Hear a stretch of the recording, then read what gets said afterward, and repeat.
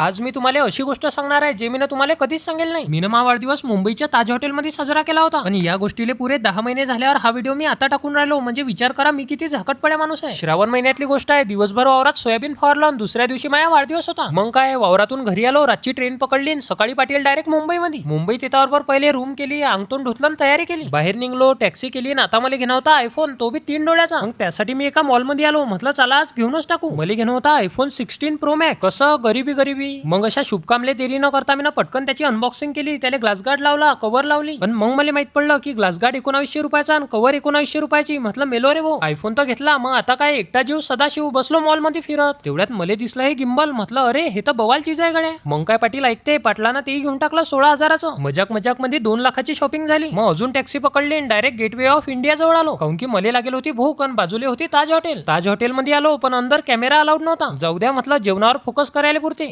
जेवता मी वेटरले सांगलं, म्हटलं आज मा वाढदिवस आहे ना, आज माझे 300K फॉलोअर झाले. तर जेवण झाल्यावर वेटरनं मला शुभेच्छा दिल्या आणि हा केक बी आणून दिला फ्री मध्ये. बिल जरा जास्तच निघलं पण म्हटलं जाऊ द्या चालून जाते एवढं तेवढं. तर असा केला होता मी माझा वाढदिवस. चला मग हा व्हिडिओ आपण अडीच समाप्त करू. भेटू आपण पुढच्या व्हिडिओ मध्ये. व्हिडिओ आवडला असेल तर लाईक करा, नशीन आवडला तर फॉलो करा. मी तर लोक चहा पितो.